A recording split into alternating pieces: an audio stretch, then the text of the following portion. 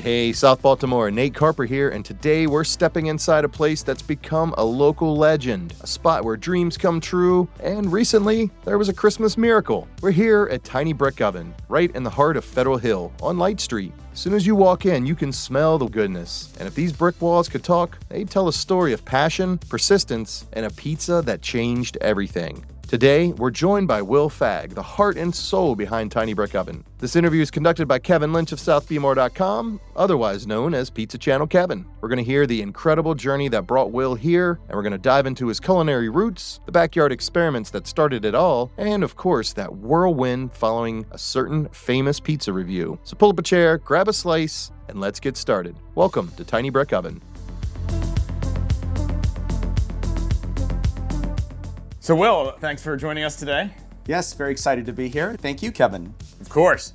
So tell us a little bit about your background and how you got into the pizza game. It's a convoluted story, I would say, but my family raised me with Southern food traditions, I would say. And so anytime guests were coming over, we would always have a pretty elaborate meal. So every holiday, anytime guests were coming, we had to prepare a special meal. And so it just, to me, it signified that food and hospitality were really one and the same. And later on, I was an Airbnb host at my house in Old Town Alexandria, right outside of Washington, D.C. And I was a pretty early adopter. I would say in the early days, a lot of Europeans who were used to staying at hostels would come stay there because to them, it didn't seem strange to stay in a stranger's house with them. They thought it was cool. It seemed normal. Like you go to a hostel, you make new friends. That's a normal European thing. So we had a lot of university students on a budget that wanted to see America, wanted to see Washington, D.C. They could stay at a room in my house for about $70 a night. And on top of that, I would sometimes host cookouts in the backyard for them and my neighbors and my friends. We would just do beer, burgers, and dogs and a little bit of music on a beautiful summer, spring night. It was always a good time. And in the early days, Airbnb guests were very grateful for that. They felt like anything free, any party that was thrown for them seemed like a really big treat. And so this established me as a 5-star host, a super host it quickly became super host on Airbnb. And that lasted for a couple of years. But later on, Airbnb, the demographic for Airbnb switched from people who were really trying to save money to more affluent guests who thought Airbnb was cool. And so as that switch started to happen, those guests would start to ask, what was I serving in the backyard? And then I'd be like, oh, I've got burgers and dogs. And then you could just tell by the look on their face, they were not excited by that option. And they would say, well, thanks, I've got other plans. We already got dinner plans out in town or whatever. And so that's when I realized that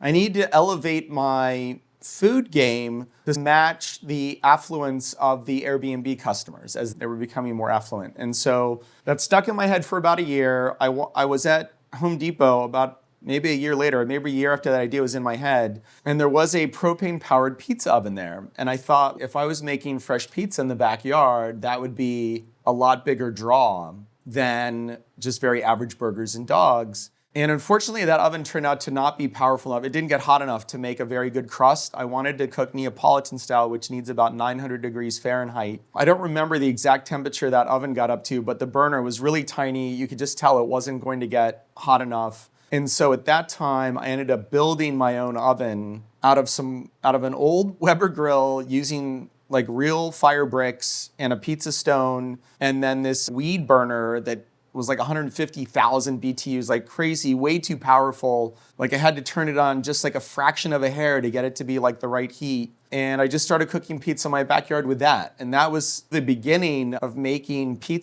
artisan pizzas in my backyard. And that's how it all started about 9 years ago now. Oh, wow. Typical story. Somebody just hand makes a propane pizza oven in their backyard. I know. I told you it was a convoluted story. Yeah. It all seemed logical at the time, but it does sound pretty fantastical. Yeah. I don't know. And I certainly understand that experience. Me, myself, known as a pizza maker, coming to my house has become an experience. And now literally everybody I see, when are we doing pizza next? When are we doing pizza next? So I can only imagine as an Airbnb host, that would probably be quite the draw once the pizza making got going. It was very cool. It really did become a more defining element. People were already excited because we're right outside of Washington, D.C. And then I got to introduce them to the idea of Old Town Alexandria, which really wasn't on the world map. But once they were staying there, I was like, you got to go down to King Street. You got to go check out the waterfront. You got to do some other things. And oh, and by the way, we're having dinner tonight. We're making fresh pizza in the backyard. So all of that combined made it, I think, a really a 5-star experience.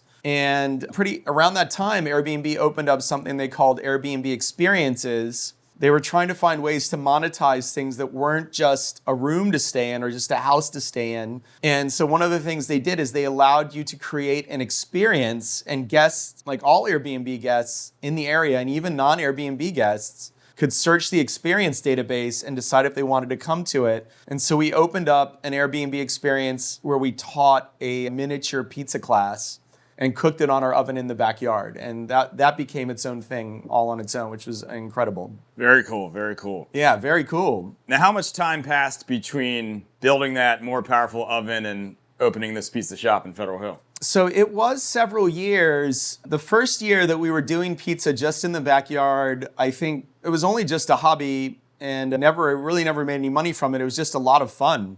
That parlayed into us getting invited to go cook at music festivals. And so like I taught my friends a little bit like how to use the oven, and we did some other things, and then we did this kind of like free pizza camp at one music festival. And then the owner of the camp thought that was so cool. He asked if we would vend our pizzas at some of the other events that he hosted at the camp. And I immediately said yes, even though at that point I had no idea how I would possibly fulfill that kind of pizza. I just thought, I'll say yes, and then on the back end, I'll try to figure it out. And if I can't, I'll tell the owner respectfully, hey, we're not able to do it. But I didn't want to say no to a kind of a cool opportunity. And so after that, I met with my friend. He helped me redesign the oven so that it would automatically rotate and be adjustable up and down, which is what I told him we really needed in order for the pizza to be set and forget. And I figured if we had 5 ovens like that, we could handle almost any volume that we would ever need. Since each pizza took 2 minutes to cook,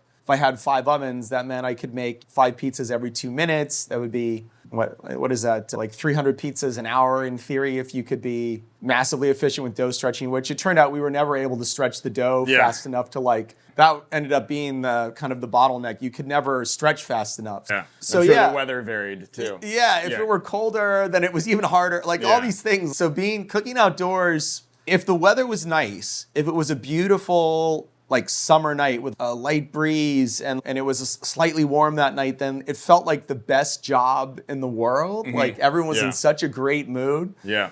But sometimes you would go to these festivals and be raining and cold all weekend. And then everyone was in a terrible mood. Yeah. And so you're just oh, this is we might not lose money at this event, but it's not going to be a great event. And we've been soaked all weekend. So we just want to go home. But it was enough fuel, I think, towards the commercial idea that it made me think we should think about having a brick and mortar, because at all of those events, even the events where it was raining all weekend, people would ask us where our shop was. And I was like, well, we don't have one yet, but you can follow us online and see what event we'll be at next. And I think eventually we will have a brick and mortar. And eventually we settled on this location in Baltimore, and it felt really cool to have a brick and mortar location that we could direct our festival patrons to come to now. Awesome. Well, we're super glad to have you here in Federal Hill and South Baltimore, and we're really glad that you're still here. Now, I know you were planning to close this shop at the end of last year, and then obviously Dave Portnoy walked in the door and things have changed, but oh my gosh. How dire were things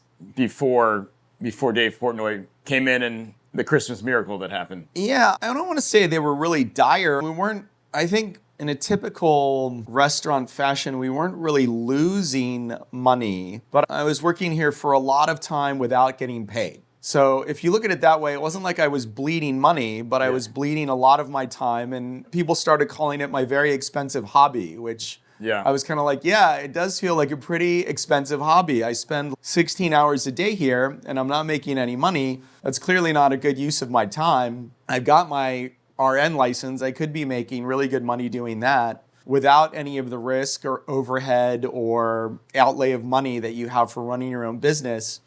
And there's a massive need for nurses. So maybe I should just go back to nursing until I find maybe a better location where the shop could be more profitable. And I think that was just weighing in the back of my mind for a couple of years. Like, I was just like, at some point, you need to decide if you're not getting paid, you can't just keep doing this forever. We've made our best effort to monetize the shop. It has not been profitable. And I think the location had something to do with it. Certainly, not having a liquor license in this neighborhood is a massive disadvantage, I would say, something that we've struggled with since we opened. And I think it was just a matter of deciding, hey, now's the time to either make the shop profitable or to close it and find a better location. That's where we were at actually 2 years ago. But then the bridge collapsed and the legislative sessions got taken over by the bridge relief bill. And so I felt like, well, hey, now my legislators have a good reason to not be able to help me with legislation for our liquor license here. Let me stay open one more year and see if they'd be willing to help me next year maybe. And that was last year. That was just before Dave Portnoy visited. Gotcha. Yeah, I know as a business owner, it's like all the good business owners think about paying their employees and paying your bills and getting everything done first. And then at the end of the month, you're like, dang, there's not much left for me. There's nothing left for me. Yeah, that's true. So we were never not paying our staff. We were never not paying our rent. So it was never, I would say it was never as bad as the death spiral of, now we're not paying anybody. But it was bad enough that I just was personally not getting paid. That felt wrong also. Yeah. And obviously people hear stories sometimes of business owners that don't do great things, but look around us right here. We're surrounded by probably 200 businesses. Like, how many lawsuits do you know about? Not many. It's most business owners are working hard and they're doing everything they can. And sometimes you go months without writing yourself a good paycheck, but we're thankful for people like you and everyone who creates these vibrant retail districts that there's a lot of sacrifices that go into business ownership, and it takes a tough person for sure. I think that's right. I think all the small business owners in this neighborhood and maybe in all of Baltimore are struggling in some ways with the same things that affected us. It's not just Tiny Brick Oven alone. It's really a community of business owners that have seen maybe some slowdown in tourism and some things like that. We'd love to see more people come back to the city. We'd love to see more tourism return. And we'd love to see people come down and enjoy Federal Hill for the beautiful, vibrant neighborhood that it is. And people tell me to get into why don't you open a pizza shop? I hear that once a week. And you are a pizza guy. You are I'm a pizza guy. You are a pizza guy. You're a pretty known pizza guy. But there's many reasons why I don't want to do that at this time. But one of the things I always say is just as a restaurant owner, there's so many things out of your control. Can't control the weather. Can't control whether the Orioles or the Ravens are good. You can't control the economy. You can't control inflation. You can't control if crime is rising. You can't control if there's political unrest happening. Are you telling me if I wear my jersey and my hat, the Orioles aren't going to do better? Because I feel like I have a little control, Kevin. I'm just wondering. Shirt. I do have a lucky shirt, so maybe I'll bring it to you. But I'm wearing my lucky shirt, just so you know. But think about, in recent years, the Orioles' attendance has gone from averaging like 18,000 a year to I think they were over 30 last year. If you can get that up to 35, that's like literally 20,000 extra people a night in South Baltimore and the Inner Harbor. That is incredible. That could make or break somebody's business. And we're so excited for opening day. Yeah, always a good time in Baltimore, and I love the Orioles, but I know that the more people that are in the stands, the better the local economy is going to be. That's legit. It's also something I root for. Now, when I like to say Dave Portnoy walking into a pizza shop is probably like Taylor Swift walking into a high school classroom. It's probably like, for a pizza owner, it's probably just a moment where you're like, no effing way. I think you can tell by the look on my face. I was shocked out of my mind. Like, it was so surreal. I think the two girls in the window really summed up the excitement the best. They were like screaming and crying, all this stuff. And it was so strange because they had actually come in that night to have our pizza and gelato before we closed, before they went on Christmas break. So they were like, oh, this is the last night we're going to be in town before we go on Christmas vacation and before you close. So we wanted to come in tonight to celebrate the deliciousness of your pizza, the deliciousness of your gelato. Get that one last time. It was almost like a last supper. And then they were the first ones that saw him walking down the sidewalk with his camera guy. And so they started freaking out before he even came in the shop. I didn't know what they were reacting to, but I was looking at them, and then suddenly he walked through the door. So it was like an oh damn moment. I was like, holy crap. 4 years ago we tagged him, we put his name on the wall. We were hoping he would come 4 years ago. And then for him to show up just like 12 days before we were supposed to close, it really felt pretty miraculous. You're like, this is why we mix dough at midnight. This moment right here. Exactly. This is why we like made it to one more day, like one more year. Yeah, this is why we did an extra day on the ferment. That's it. This for this moment, 100%, 100%. And he came in, and a lot of things happened, and millions of people saw at least the edited version of a video, which included him loving the pizza. Congratulations on that. Thank you. I always knew he would like the pizza. I feel like I am one of the biggest pizza nerds in Baltimore for sure. But I think he came in here and he loved you, and he loved what he got a feel for Baltimore and South Baltimore while he was in here. So I think that's right. And then I love how I wrote a story on southbeamer.com about the interaction, but I also said that you aggressively promoted Baltimore while he was here. I do my best to be an ambassador. Like, I think that's true of every shop owner. Like anytime anyone sets foot into any shop in Baltimore, or any city for that matter, you get to be an ambassador for that city. If you are, whatever experience you create for that customer is going to be part of their blueprint of your city. So I always try to provide my guests a great experience, and I hope that becomes part of their Baltimore memory versus something they might see on the national media where Baltimore isn't always reflected in the best light. And I did watch several of other Dave's videos, and I felt like he did have kind of a quirky, cool, fun visit to Baltimore, which is something I think the city really represents. Yeah, I loved looking at the comments too, where just obviously Dave went to the last review in Baltimore. He's like, these Baltimore videos have been something. You could just tell he was having a good time. And the commenters were just these Baltimore videos are fire. They are very cool. There's cool people, there's characters, Dave's having a blast. There's ladies yelling at him from basements. There's the fun old lady at Angeli's in Little Italy, and it's like Mariana. I fell in love with Mariana. Like, that was so cool. Yeah, so I just loved the attention it brought to Baltimore, and I obviously love that we're still in Tiny Brick Oven talking to you. Yes, and thank you. So he came in and he decided, I need to do something to prevent you from closing. So talk about him coming back in here and wanting to make a contribution to your business and what that was like. Yeah, that was so wild. I thought he was just going to come back in and tell me the score. That's what I was... When I came out to meet him, I was like thinking like, now he's going to tell me the score. I'd like to know what the score is. Although, honestly, I feel like the interview went so well and everything else, the score is almost irrelevant in a way. He was so nice to us.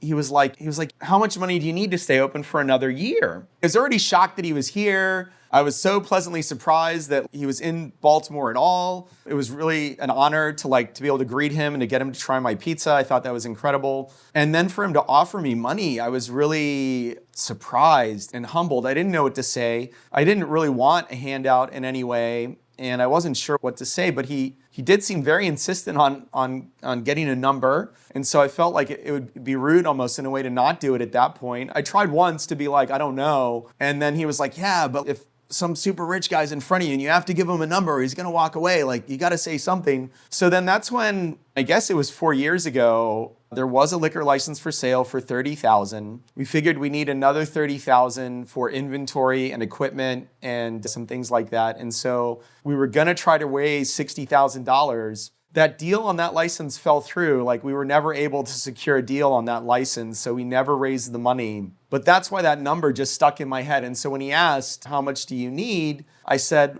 60,000. And then basically no hesitation, he was like, done. And on a handshake, I was just like completely shocked. I think even his eyes widened a little bit. Like it was really an insane moment, man. I never imagined anything like that could happen to us here. So yeah, unbelievable. Some people are saying it was a $60,000 tip. I remember as a kid when I was cocktailing, I got a $100 tip from this table that bought 6 bottles of champagne. I thought that was probably the highest tip I was ever going to get. Yeah. I don't think anyone will ever top the $60,000 tip. I have a funny feeling that's going to remain the lifelong biggest tip ever. Maybe there's a chance, but maybe there's a chance. Maybe there's a chance. Yeah. So obviously, I guess there was probably 2 weeks between him coming in and the review dropping, would you say? That's right. That's right. And two weeks of me having to figure out then how we would deal with a massive amount more of traffic. I mean, I think people know pretty well about the Portnoy effect, that you're going to be sold out for probably several weeks after that review drops. Was there any sort of NDA? Don't talk about the score until it airs or anything? Or does he just walk away? Or is there any... There was no legal binding agreement, but he did ask me to keep it under wraps until the video dropped. And I felt like it would be disrespectful to go against that. I mean, it doesn't... Here's this guy... He's giving you a massive gift just by visiting your shop. Sure. He's given us another massive gift by donating $60,000. And his only request is that we just not talk about it until the video drops. So I felt like the least I could do is be respectful of that request. Sure. It did make it a little bit difficult for a lot of my regulars who were like, are you going to be able to stay in business? Are you going to be able to stay in business? Yeah. And I was like, yeah, I think we're going to be able to stay in business. And then they're like, you could tell they want to know like why. And I was just like, I think you'll see very soon. Yeah. There were some hints of optimism, I could tell. Good things have happened. I think we're going to be fine. And I think the review dropped on December 23rd, I believe was the day. That's right. I'm at a Christmas party and my phone is just blowing up. Probably to 1/10 of the degree that your phone was blowing up. Oh my gosh, it went completely bananas. And literally I'm at a party with other people that love pizza and love Dave's reviews, and we all had to sneak into a quiet corner and watch the video. And and then obviously talk about a viral moment. So many big Twitter users, and I think it got picked up by the New York Post and CNN and like all these it was wild. Big publications. So really cool.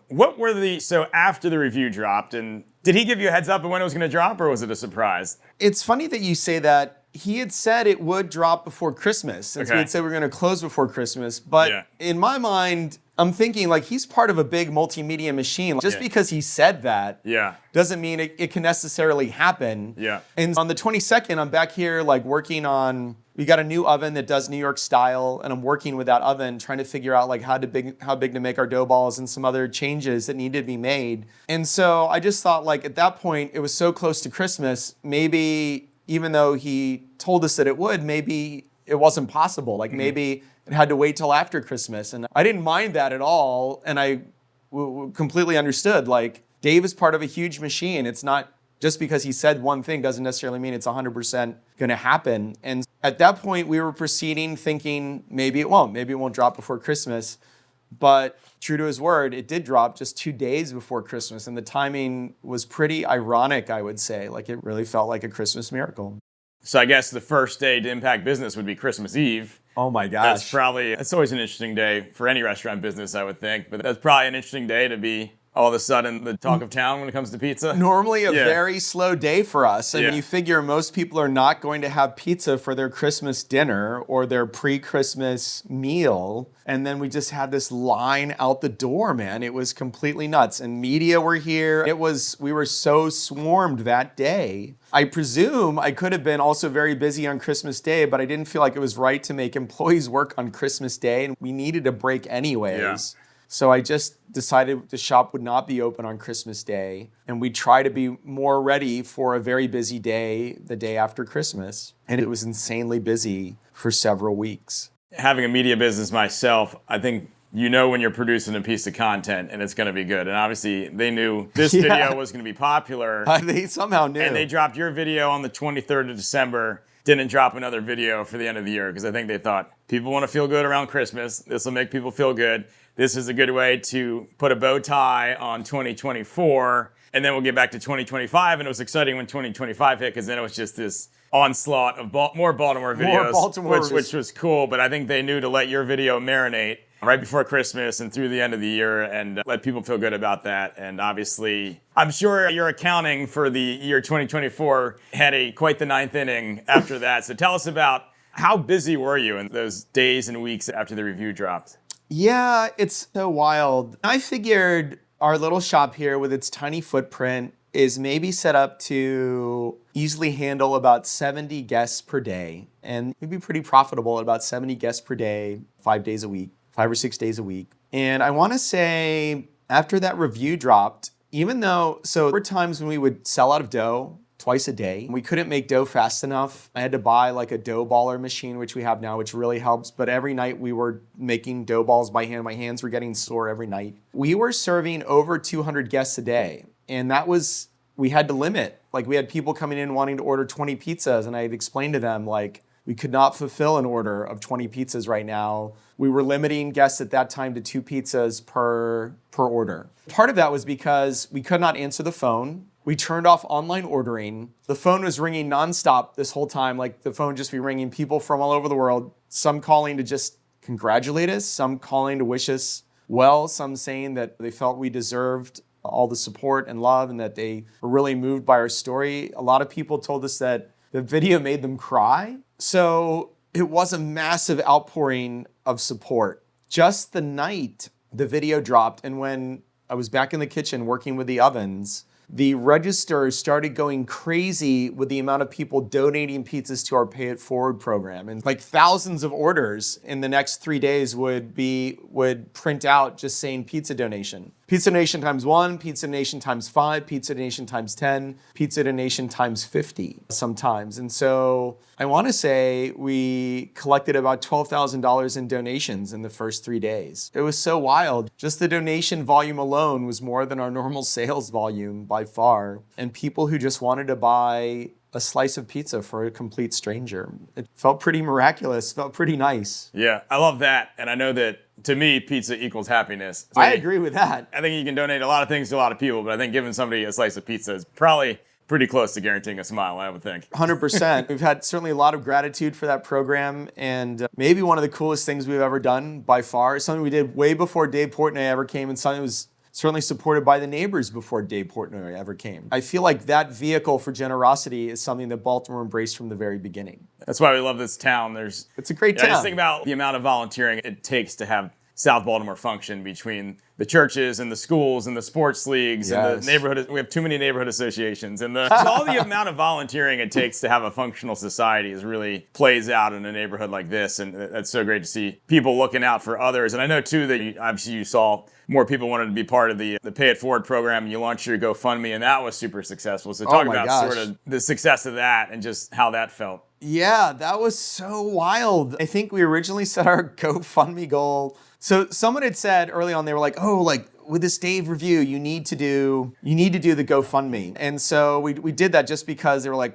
this is the thing to do once you get a Portnoy review. So I thought maybe we can raise $5,000. In the first few hours, we had gone way past 5,000. So I was like, okay, I think we were at like 6,000. So I was like, okay, let me see if we can get 10,000. I raised the amount a little bit to 10,000. And by the end of, I think, the second day, we had exceeded that. At that point, we had so much money for the Pay It Forward. I thought, what else could we do that would really help our business and help us give back more? And then I thought, maybe this thing seems to be so viral. Maybe we could use that money to buy our next location instead of having a mortgage. And then we'd be in a much better position to be more generous with our neighbors and the organizations around here that could use donations. And so we raised it up thinking maybe that would be the limit. And we never quite got to that amount, but it did go up to 130,000, I think. And we had several CEOs donate to it. We had a hedge fund manager, Bill Ackman in New York, who donated. Wow. We got tweeted about like all over the Twitterverse, apparently, with people tweeting the governor, asking him to help us. I would love it if the governor and the mayor would show up, by the way. Like we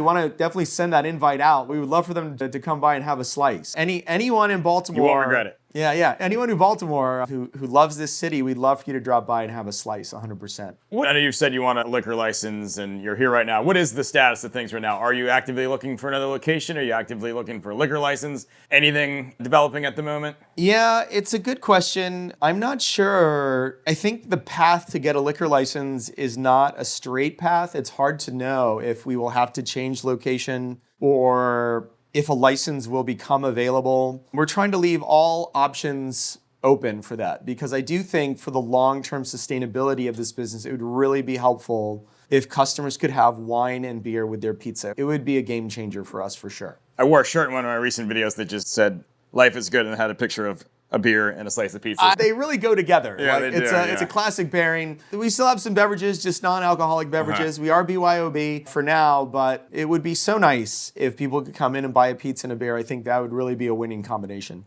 And obviously you had that surge after the review dropped. Has business been steady and consistent and bigger than before in the past few weeks? It has been. It definitely trailed off from, I would say, an unsustainable amount of customers. And at that point, we had to limit to just cheese and pepperoni. We've opened our menu back up a little bit, and we've made more menu items available, but we are still so busy, we have not been able to offer delivery yet. So I think we're trying to staff up, get some good kitchen help, and then reopen delivery again as well. Very cool. Be patient, people. Yeah, please be patient. We love you all so much. We're doing our best to serve you under these circumstances. We really appreciate you. And before we leave, we love South Baltimore, and I know you're not originally from here, but you've really made it your home. You're more than just a pizza shop. I know you've been really dedicated to making sure people out there that are hungry can get meals. You've done your soup kitchens. You obviously have your Pay It Forward pizza program. I know you've done different initiatives like building hand washing sinks, which was essential